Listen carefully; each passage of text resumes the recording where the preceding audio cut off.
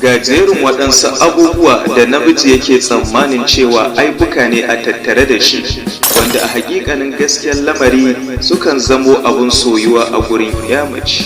Kafin mu je gare su kai tsaye, ya kamata namiji ya fahimci cewa ita mace rijiya ce mai gaba dubu. Ma'ana dai ba a bugun kirji a ce an kai makura wajen fahimtar haƙiƙanin halayyarsu ko ɗabi'unsu ka cokan. Duk yadda namiji ya kai ga zurfin tunani da faɗin ilimi, to mace ta zarce tunaninsa da ɗabi'ar halittarta.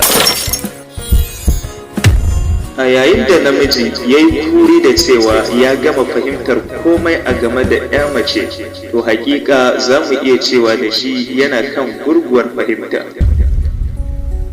Domin duniyar ya mace a cike take da abubuwan al'ajabi wanda ba kowane namiji bane ya san da su sai su matan kansu. A cikin wannan ɗan takaitaccen bidiyon namu na yau, muna so mu kawo muku waɗansu abubuwa ne wanda a mafi akasarin lokaci namiji yana ɗaukar su a matsayin wasu aibuka ne a gare shi.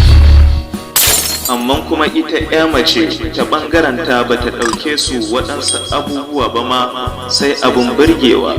Ga sunan dai kamar haka. Na ɗaya, kakkausar murya.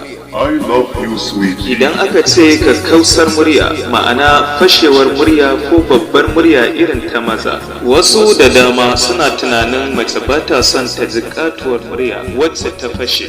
Suna ganin kamar ta fi son murya siririya mai taushi, a don haka ne ma ko da waya yake da ita, ya yi ta ƙoƙarin kareraye muryarsa ta ƙarfi da yaji sai ta koma 'yar ƙarama siririya. To a gaskiyar lamari abun ba haka yake ba. Mace ta fi ƙaunar ta ji muryar namiji babbar murya fashashiya, domin ba ta son tattausar murya daga namiji ya zama babu bambanci da nata.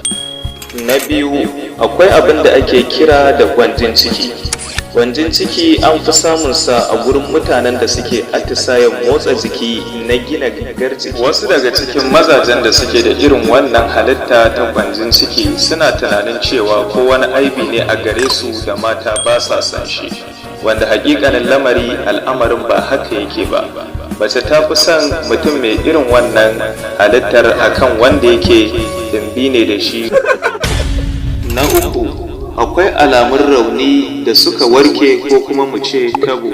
Yayin da yawa daga cikin maza suke ganin samun wata alama ta tabo a jikinsu aibu ne, a gun ya mace kuma lamarin san ba haka yake ba, domin ita tana ɗaukar cewa samun tabo a jikin namiji wata alama ce ta jarumta da zai bambanta tsakanin jikinsa da jikin ya mace. Don haka ba ta ɗauke shi wani aibu ba, kamar yadda su suke ganin wata aibu ce a tattare da su. Na hudu, akwai yawan zance da yin magana. Hakika wannan shi ma yana ɗaya daga cikin abin da yawa daga cikin maza ke ganin cewa yawan yin magana abu ne da mace za ta ɗauke shi a matsayin aibi ga ɗa namiji, wanda bincike ya tabbatar da mace tana son mai sakewa da walwala, barkwanci da nishadi, amma duk hakan ya zamana cikin sanin ya kamata da kuma ilimi. Ba ta son ta ga akasin haka daga namiji, don haka wannan sam ba abin da za ta ɗauke shi a matsayin aibu bane gare shi. Abu na biyar,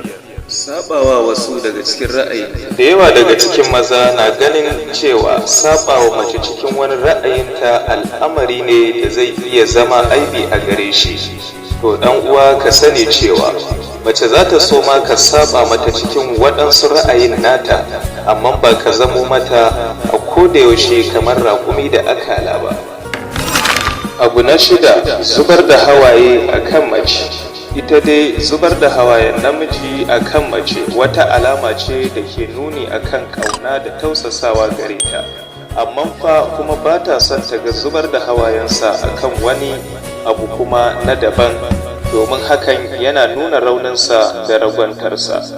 A takaice dai, yayin da mace take son mutum hakikanin soyayya, to takan so komai na wanda take so. Waɗannan su ne abin da za mu iya kawo muku a maudu'inmu na yau. Daga ƙarshe, idan har ba kai subscribing ba, kada ka manta ka kafto da subscribing ɗinka domin ka kasance cikin mabiya wannan tasha ta Nawa'ib.